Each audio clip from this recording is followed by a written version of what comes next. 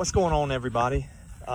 Just a little quick impromptu little video this afternoon of some issues that may come up while raising, especially young chicks, especially if you raise them out on pasture, especially out away maybe from your house, because we have had some struggles here the past couple days with coyotes in particular, but also we got some hard torrential downpour rain last night as well, and both of those things are really hard on small pullets, small chicks. So I wanted to kind of point out something, especially for y'all that may run pastured chickens or may have chickens out away from your house. And this is wasn't a big deal for us earlier because we ran these chicken tractors also inside of a hard pasture fence as well, and they were mixed in with our guardian dog, our Great Pyrenees. But some of these tractors, our first two that we built, I'm going to try to show you, were built using this 2-inch, I'm not sure if you can see it really well, this 2-inch chicken wire, which is awesome if you're just trying to hold in some bigger chickens inside a pasture that's really protected, and you should be good to go. But obviously out here on pasture, one thing that happens is as the chicks get older and bigger, and they like to stick their heads through here and they stretch these out, catching crickets and grasshoppers and all kinds of stuff. But also, since these are so big and they can stretch and get worn pretty easy, especially if they're out in the elements a lot, coyotes can also stick their paws through or bite through these and end up even breaking them because they can get through them. So what's happened here the past couple days, which I tried to shore up one area, you can see right here, they were able to pull this off the side and get a big enough hole to where they could reach through, and they injured a couple of our chicks last night, which looks like we'll be able to kind of nurse a few of them back to health, but we may end up losing one of them that got injured pretty bad.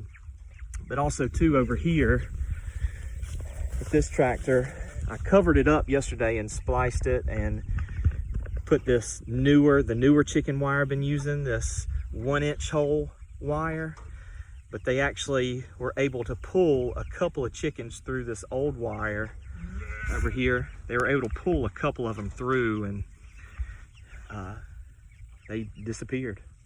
So they were able to eat those two. So that's why I spliced and fixed this section with this new wire.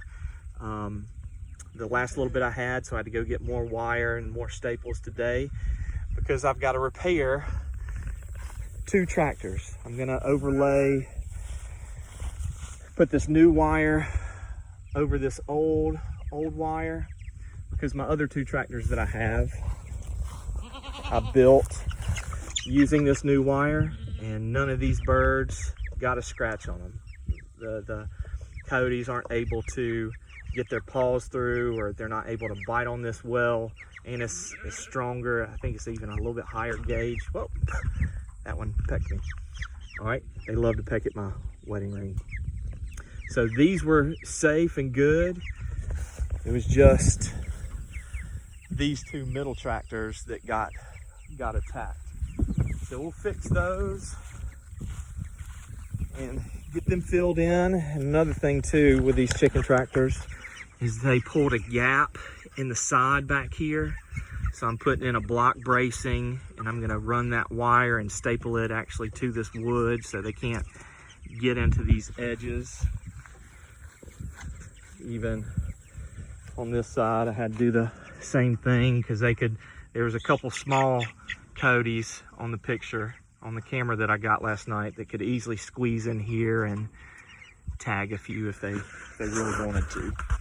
So, gotta do some changes, do some fixes so we don't lose any more tonight. You can see this chicken tractor I built using the new wire, and none of these birds were touched. But since these are still, let's see, these are 3-week-old birds, which we've lost a couple like this before. in the past, but I think they may have been even younger. But chickens aren't always the smartest animals in the world.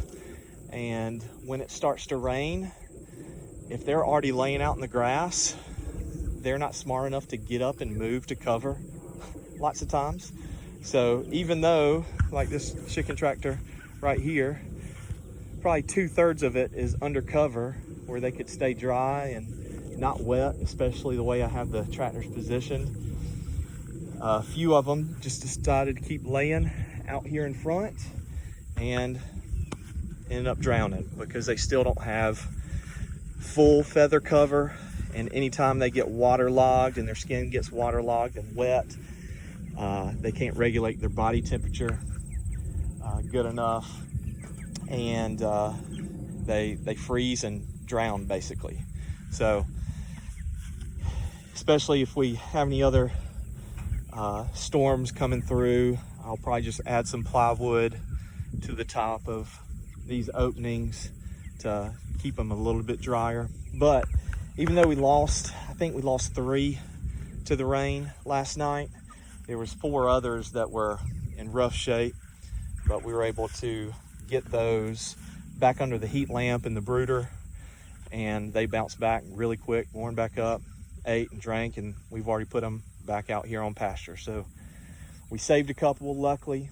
Hopefully we'll keep them all safe from these coyotes tonight, and problem will be solved. That's one thing that we've learned about farm life, is farming is just a series of problems to solve, and especially if you do things the way we do, as close to natural as possible, you're also going to have to deal with some of those natural problems, which you can manage. Sometimes you just have to think through things a little bit. For example, we've had tons of problem with deer coming up and eating our garden, which has been rough, especially since we got a lot of new things sprouting for our fall and winter garden. But the past 2 nights, they hadn't come near our garden because coyotes have been close by. So if we can just figure out a way to keep all that stuff in balance, we'll be okay. But sometimes you have to eliminate the threats sometimes, right? So gonna get back to work, get these tractors fixed, say hey to the goats and the sheep. It's about time to move them to some fresh pasture. We'll be doing that this weekend. And this guy right here, this is Curly. I don't know if you can see Curly. He's our ram that we kept from this year's lambing season, and he's going to be our breeder here in the next month or so. He's already fully mature, so he'll be ready to make some babies for next spring, right, Curly? Ow! That's why we kept him too. He's really friendly and gentle. So he's got the life. He's got a good job. He gets loved on. He gets fed. All he has to do is eat, poop, and make babies. Right, Curly? All right. Well, we'll see y'all next time. Have a good one.